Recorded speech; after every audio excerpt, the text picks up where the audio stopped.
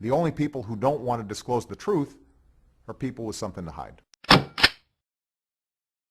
Without further ado, I'm such a fan. Ladies and gentlemen, please say good morning and welcome back to 710 KNUS. Jack Cascio is with us, and he has written books about Barack Obama.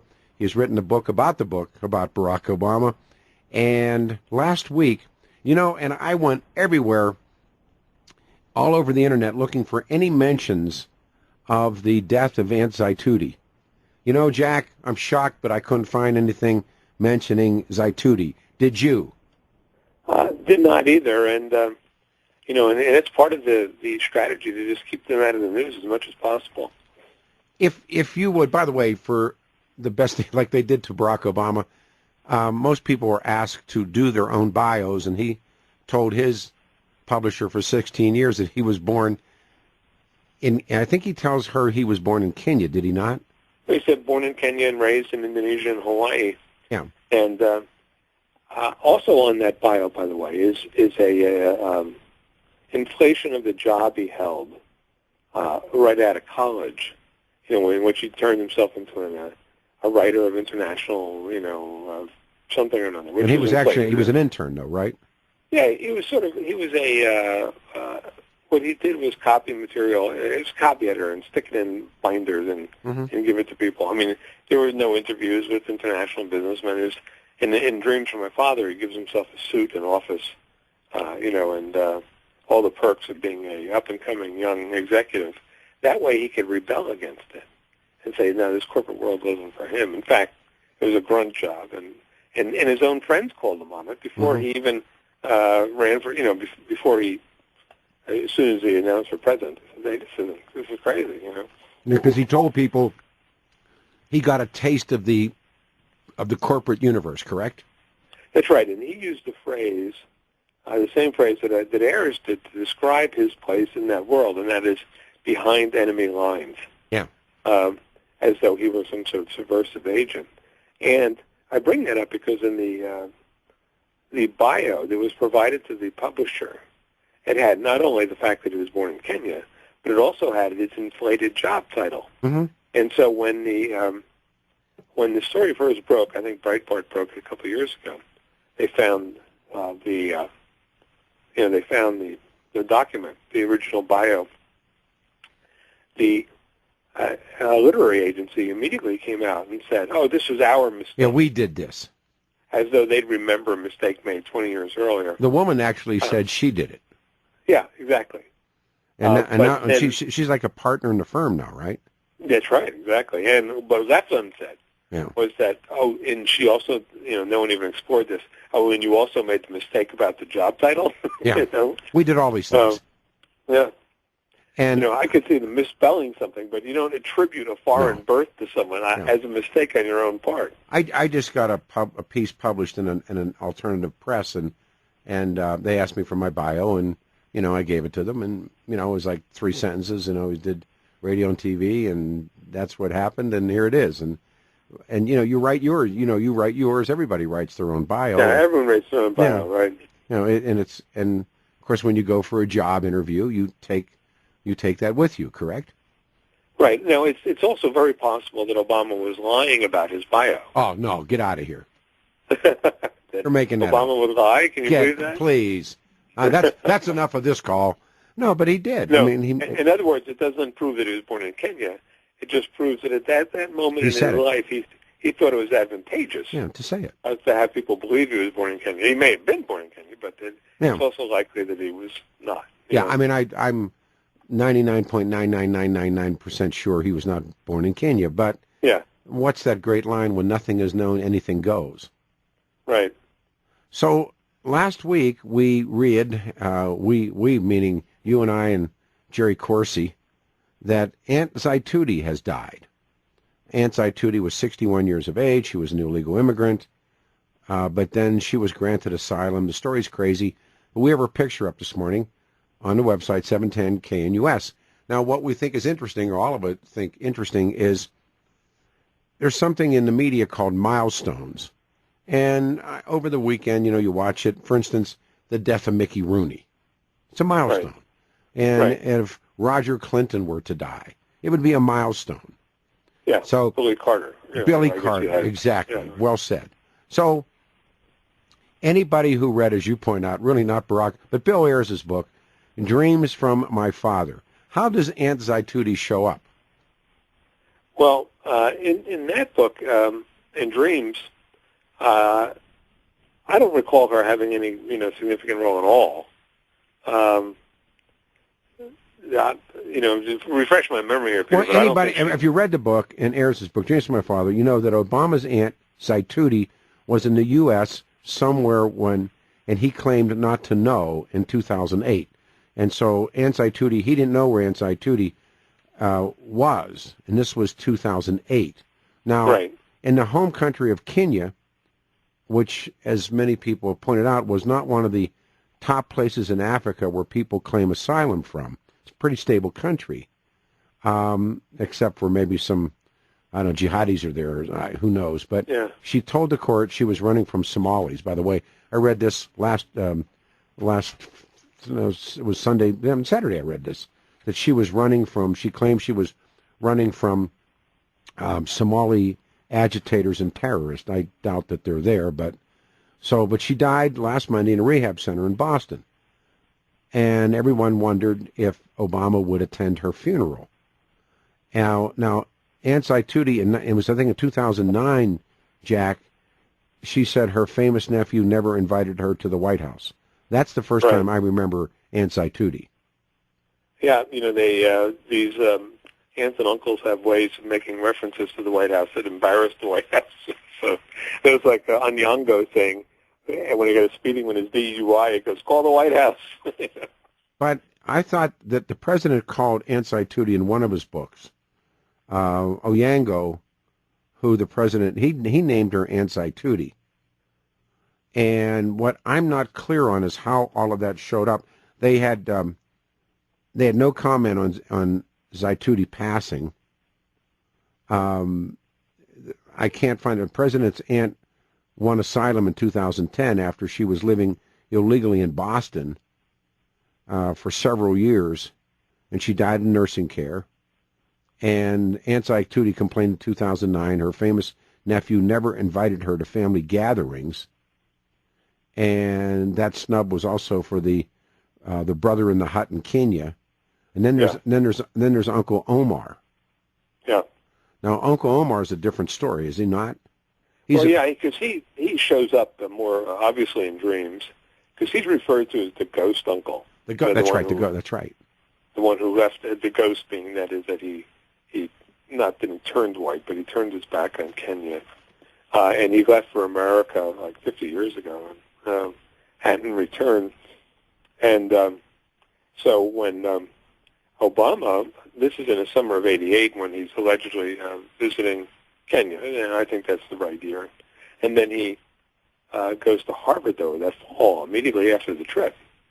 And he's told about this uncle in Boston. And then when he's confronted by the fact that the uncle gets a DUI and says, hey, blah, blah, blah, Obama's staff says Obama's never met this guy, But he said, you live with me, right? Well, then it comes out 2 years later when he's in a court action, Omar / Onyango. He says that, Obama not only met me, but he lived with me, yes, when he first came to Boston for like 6 weeks. And then Jay Carney goes back and says, oh, yes, well, when we first denied, well, first I should say that Onyango said it's under oath, and he had a witness say it under oath also. So the White House was now backed into a corner. And now they said, yes, well, when we first denied that Obama knew this guy, we didn't bother checking with him. We just read dreams, and we couldn't find it in there. So. But I'm in Dreams of My Father, the story of race and inheritance, which is the subtitle of the book. He called her Aunt Zaitudi and describes meeting her during his 1988 trip to Kenya. And she helped care for his half-brothers and sisters while living with his father, the other Barack, as he's known at. So if you look at Dreams, and I'm going back in my notes, but Dreams from My Father, a story of race and inheritance, affectionately, Barack Obama called her anti-Tootie. It's the first time the term was used. And he says, well, of course he wouldn't remember her because he didn't write the book. Well, in fact, that shows up, just another anecdote to that effect, is that after Audacity of Hope came out, the second book, right? Karl Rove confronts then-Senator Barack Obama, came out in 2006, and Karl Rove says, hey, you have me in here saying America is a Christian nation. Mm-hmm. I never said that. I know that's and right. Obama says, did I say that? Did I say that? Because he didn't write that either. Yeah. Right, and then what Rove does is he shows him the passage in the book. No, he has this. He obviously had some involvement in both books, but not enough to remember. Well, we're doing the triple check. Obama in his memoir, "Dreams from My Father," subtitle "A Story of Race and Inheritance," affectionately refers to Onyango as Aunt Tootie and describes meeting her during his '88 visit to Kenya. Yeah. And he said she helped care for his half-brothers and sister while living with her father, the Barack, as they call him, or the other Barack. Now, how can then, when asked at the White House, that they said I'll just read this to you, the White House had no immediate reaction to Onyango's death. They knew about her only because of the deportation case. But if you look deeply, he does mention her. He says, look, he meets her, and he calls her Aunt Tootie for the first time. That's the name that's used. Describes meeting her in '88 in Kenya. Yet, when you turn around and you read these other stories, he had never met her. Yeah, and he did that also with Mark Nisanjo, the half-brother. We talked about this the other day. Which was really shocking because in Dreams, he spends several pages on Nisanjo, who's half American, speaks fluent English, and went to Stanford. Yeah. So it wasn't like he. And then then when he's confronted by this in China in 2009, he said, "No, I just met him first time a couple of years ago for a few minutes. I don't know what it is, why he does this, and you don't even know. I mean, because I'm just finishing up a book called You Lie. It's about the lives of Barack Obama. And wow, I got to see that one. Yeah. After a while, I mean, it'll be out in October, but after a while, you begin to you enter this so you walk through the looking glass of Obama land, and you don't know what's true and false anymore. And you don't even, after a while, you don't even know why. So wait a minute, come back to this. The title of the book is You Lie? Yes. I've never heard this. So you must have an advance on it. I've finished writing it. It's your now book. It's in the... Okay, so it's your book. Yeah. I'm sorry, God. I'm sorry. Yeah, and it's it'll be out in October, and it's the title comes from the Joe Wilson quote. But, sure, you lied. When he yells at him, right? He yells, "You lied." Yeah. But as you get into the Obama biography and into the Obama presidency, he lies as casually as you and I butter our bread in the morning. I mean, and you begin to wonder why he's doing this. Well, I don't know. Did you read Jerry's piece on the half-brother and the IRS status? Jerry's coming on a show this morning, and he's been hinting at me that he's going to do this, and he talks about funds contributed in the United States, because we've talked about Malik, who now goes by the name of Roy. Did you know he changed? Calls himself Roy Obama now. Oh, he does, because he changed. He went from Roy to Abiyango or something. Abongo. And then now he's back to Roy. Well, he was Abongo, and he was Roy, then Abongo, then Malik, and now he's back to apparently Roy. I'm going to ask Jerry, but they've been diverting the money. This is good stuff. Malik has multiple wives in Kenya. This gets better. And he's an expert, of course, we know, on Islamic extremism, and he's the guy that had that picture was taken of him where, to death to Israel, that wearing that scarf. Yeah. But Jerry's now worked on and by the way, are you familiar with the Mama Sarah Obama Foundation? Not really. I've heard about it. I don't know much about it. Well, it was created on behalf of Obama's step-grandmother in Kenya. and it's transferring money, 90% of that money raised in the U.S. by U.S. progressives and others, sent to Kenya to students. And most of the money is now going to this radical Wahhabist madras in Saudi Arabia. You're shocked. You're shocked. We've talked about Malik, but Malik Obama got his tax-free. Remember when all the scandals are turning up in the IRS scandals that they're going after Tea Party people, but yes. He got his on a Sunday. Remember that? Oh, right. I remember that. Yeah, sure. That he was granted tax exemption on a Sunday afternoon by the same woman who was, going after every right of center organization. So Jerry now has some really interesting 99-EZ tax forms that are handwritten by Obongo Roy Malik Obama himself. And he was at the wedding, by the way. Oh, he's the best man. He's the best man. Yeah, it's hard to make believe that he was not a part of the Obama family. That he doesn't exist. Hey, hang through a break. Sure. Hang on. Jack Cashell's with us. Again, this is this insanity of, you almost feel like Abbott and Costello, who's on first. No, third base, because you don't know. And all of these brothers and half-brothers, and he's lied, meaning the President of the United States, what a horrible thing to say, has lied about these family members. And you come back to this question, which I'll lead to Jack when we come back. Why? What's in it for the President to one time say he knows these people and then to say he doesn't? And by the way, in his Dreams of My Father, is the first time that he does mention Ansai Tutti, describes meeting her during his 88 trip to Kenya, and then later in life says, I've never met her. Why? One of the true greats, ladies and gentlemen, Jack Casho is with us.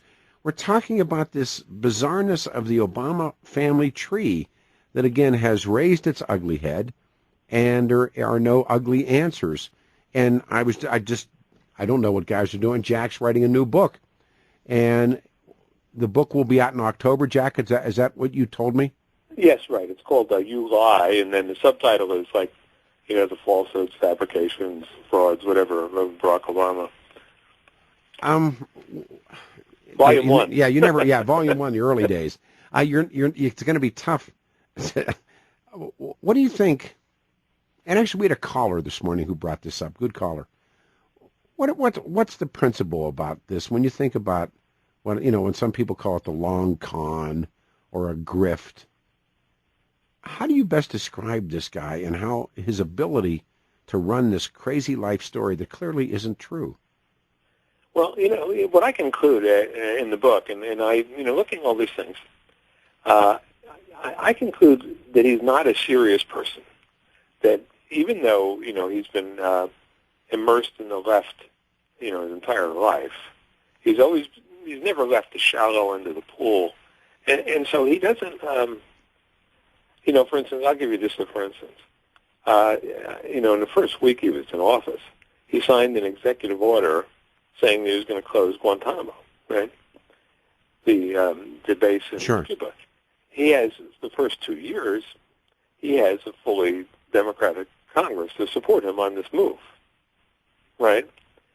6 years later, at the State of the Union speech, or 5 years later, he's blaming the Republicans because he hasn't been able to close Guantanamo. Yeah. Now, if he was a serious person, if Bill Ayers were president, he would have closed Guantanamo because say what you will about Bill Ayers, but at least he believes in his own stuff, Obama says stuff because he likes to strike poses. He likes to appear to be a certain thing or a certain way, and having no deep convictions, but except for a deep, a profound need to appear to have convictions. He's willing to say whatever he needs to say at the moment to satisfy the appearance. So. And is it fair? It means blowing off a relative, or making believe he went someplace he didn't go, or doing what he has to do. And he knows this, and he's known this his entire life. And it goes probably back to prep school in Hawaii. Is that looking as he does, that is appearing black, but thinking and feeling as a white person would, because he grew up that way. He knows that his appearance will give him a certain saving grace that that no one's going to follow up on what he said. He can get away with it, even as president, he gets away with it. I mean, I think it's one thing. Well, what do I know? But when we get to the point where it's so obvious, and the stories don't even match up, would you not think that at least one person in big media would at least glom onto part of the story? And of course, none of that's happened. Well, unless you name Cheryl Atkinson, and then next thing you know, you're being shown the door, or you're being given, crappy assignments or pulled off assignments. And, on a very small level, that happens here. There's a story here. I've tried to explain to people how the media works, and we have a couple of guys, hot dog cart vendors, that the powers that own the baseball team here, the Rockies in the city, suddenly after 19 years discovered they shouldn't be there, just as the owners of the Rockies open up a new big party deck where they're selling similar products, and so they run these vendors off. And it's just like deciding they need to charge them grazing rights. It's exactly the same thing. The grazing rights are the same thing, Jerry. And listen to me, I'm Jack, because Jerry's coming up. I apologize, but what's fascinating to me is the so-called big media, the Denver television outlets and the so-called big news operation station. They leave this story totally alone, and I try to explain it to the vendors and try to explain it to the audience that these big media outlets need access to that baseball team. They need access. They want to play golf with the owner. They want to play gin rummy and hang out and be buddies together. And they can't afford to anger these people. Well, and when I did talk radio in Kansas City, the most trouble I ever got into was to tell a true story on the air about a former Kansas City Royal that had a criminal. It was about a criminal act. Sure. And boy, they ran right into the studio. The management did it, shut me down. Oh man, I read that book Wheelmen, that wonderful, wonderful book about Lance Armstrong. I watched that documentary. I rented it and watched it on Wednesday night, and they set out and they destroyed people's lives. I mean, Lance Armstrong and his minions, they were almost like Bill Clinton's bimbo eruptions people. They just wrecked people's lives. And here in Missouri, they aligned themselves with the powers of the embryonic stem cell research, which made it, doubly tricky, Oh, man. I mean, that book, Wheelmen, was good. It was a great book. It was very good. It needed more attention than it got. I agree, but it didn't. But the same thing, and so I'm so glad you just said that, because I've been trying to tell these young guys here, these hot dog carts, look, unless you band together, and even then, the big media are not going to pay attention to you, because they then... then the Rockies and the powers that be, as David Halberstam dubbed them, they'll snub you. They'll keep you out of the, you won't be able to go to they won't be able to go to the popular kid's house and play. Yeah, exactly. Well, that's the game. And so here's Aunt Zaitudi dies, and as you have shown us so many different times and places, he's talked about Aunt Zaitudi before. Now he doesn't know Aunt Zaitudi and Uncle Omar, and then the half-brother Malik. Now I'm back to being called Rory. And all these people, they exist at the time, but now they don't exist anymore. Well, they exist to serve a purpose in Obama's life. And when that purpose is served, then they have no more, he has no more need for them. And his grasp on their relationship with them. In other words, if you wrote a book, Peter, when I write a book, for instance, I'll read a passage by the time the book is in print 50 times. I'll be able to virtually recite it. But if you have some just passing acquaintance with the book in your name, you may not even remember what you said. And didn't know it, yeah. And didn't know. Yeah, as a crazy wild card, I've been reading an awful lot about this story of Myram Carey, the woman who was shot by the Secret Service and the D.C. cops. Yeah, that's an interesting. It's a story that wasn't told. Crazy story. Right. And we're chasing people to talk about it. A lot of people are hesitant. We think we're going to speak with her sister. But October the 3rd, 2013, and I've read as much as I can, and all I could think of was, again, a compare and contrast, so it always makes me think there's much more of this much more to this. If you thought of an African-American woman shot in the back of the head with her 13-month-old daughter in a car seat in the back seat by police officers, D.C. cops, white and black, Capitol Hill cops, white and black. What do you think Jesse Jackson and company, Al Sharpton and company, Brian Williams and company, what would they be doing about this story? If it had been during the Bush White House, she'd be Rosa Parks. She'd be, her name would be on the lips of everyone in Washington. But even Trayvon Martin was during the Obama administration.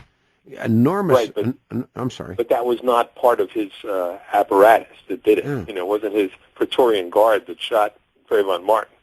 If it had, Trayvon would have been equally as dispensable. No, I follow. For instance, that makes a case. Yeah. Let me give you a parallel, and especially with the Nevada standoff. Mm-hmm. A lot of comparisons to Waco, but yeah. The difference in Nevada is that they have now we have cell phone cameras, right? We don't need major media anymore. In Waco, what the great cover-up of Waco, and this is 1993, the federal government for young people sent in tanks under Janet Reno and Bill Clinton and killed 80 people. Most of them, and this will come as news to people who don't know Waco, were racial minorities. Most of the Oh no, absolutely. 27 of them were black. Yeah, I know. But you didn't know a black kid in America who knows that. You didn't know that at the time. That's right. You don't know it now. That's they've managed to suppress that. Well said. This day. Well said. Or I'll give you another, for instance, Jonestown. Jim Jones, this maniacal communist. Mm-hmm.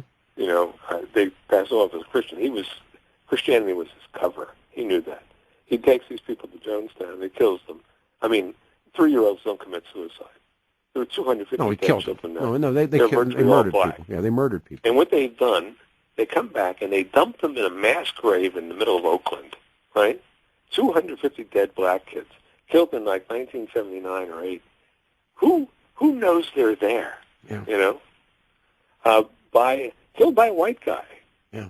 But communists get to kill people and not have it held against them, and that's historically true from Lenin to Mao, to Jim Jones. Mm-hmm.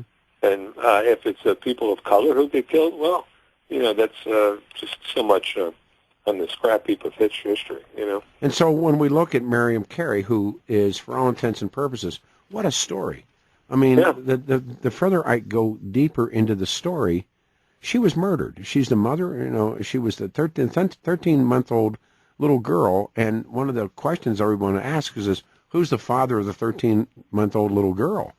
But she's a very beautiful woman, or was a very beautiful woman.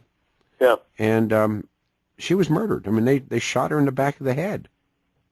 And all the threat she posed could not have been... No, there was no threat. Merit that kind of reaction. No, there was no threat. She made a U-turn out of a block that was supposed to be guarded by law enforcement officers. Why would an officer feel the need to throw away what was described as a bike rack in the path of her driving away, and then they just open up on her? Yeah, no, it made no sense in the coverage, the reporting of it. And actually, it was par for the course, but it was not what you would expect from a serious media. But we don't have a serious media. We haven't had one for at least 20 years. So in this case now, coming back full circle to Aunt Zaituti, the same thing's true.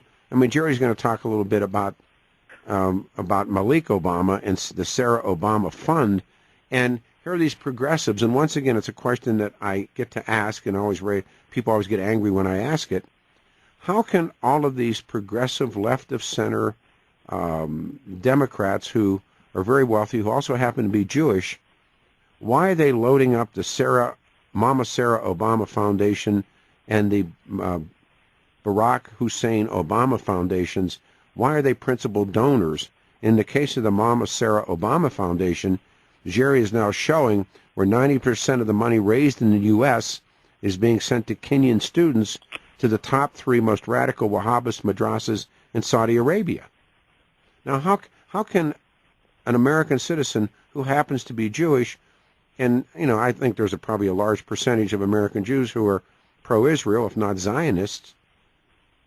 How do they make? Let me ask that question. Can you hold on and and respond to that on the other side? Yeah, sure. All right, hang on. Jack Cashill. It's a serious question. And I always catch grief, and people always go to sponsors when I ask that question. Gee, is that the response you have? Don't answer the question, call a sponsor? Well, we'll ask the question again. Our guest on the line is none other than Jack Cashill. The continuation of the Who is Barack Obama story takes some other turns last week when it was announced that his Aunt Zaitudi had passed away, who he claimed he had met in his book and then had no idea who she was. And it goes into Uncle Omar, it goes into all these other brothers and sisters. But the Malik Obama and Mama Sarah Obama foundations, and Jerry's going to talk about it, how do these progressives and far left of center and Democrats, fat cat Democrats who happen to be Jewish, Jack, why do they contribute to these foundations? Well, it's and I would get it a little bit beyond the Jewish question to the progressive question, and that is, in one of the interesting avenues that I have is Facebook, because I have among my friends, I have about 2,000 friends. About 200 of them are liberal. Some of them are relatives, and others are high school friends or whatever. And I watch them exchange their views, and what they're very good at, they're brilliant at, is simply choosing not to know what they don't want to know. And on our side of the fence, we don't have that luxury because what they know is in our face all day long. Every time you walk past a newsstand or you go to the airport and CNN's on, and it's always there. It's hard to avoid all the networks. You could easily avoid Fox. You could easily avoid talk radio, but it's hard to avoid 90% of the media that's being projected out at us. So we know what they know, but they choose not to know what we know. And the selectivity of their information is really astonishing. And then when they're confronted with a fact that they don't like, they'll say, "Oh, where'd you hear that on Fox?" Or who said that? Since it's not coming from one of their oracles, it doesn't matter. So a scandal, for instance, is only a scandal when the New York Times uses the word scandal and puts it on its front page. Mm-hmm. Otherwise, it's just some inconvenience. So over the weekend, for instance, you have Barack Obama meeting with the last of mainstream American to call for a pogrom against Jews, and that was Reverend Al Sharpton. Yeah. Said, pin your yarmulkes on and come over here and mix up if you want to, or whatever. What he said, and this resulted in the death. The death of the one kid who was stabbed to death in Crown Heights, and not to mention what happened to Freddy's, where you had 7 people killed. Or what was her name? Brawley, the Tawana Brawley, right? That was just horrific, unbelievable. And yet there's no, he has his own show on MSNBC. Oh, sure. Both Eric Holder and Barack Obama go there to kiss up to him, and at his National Action Network thing or whatever.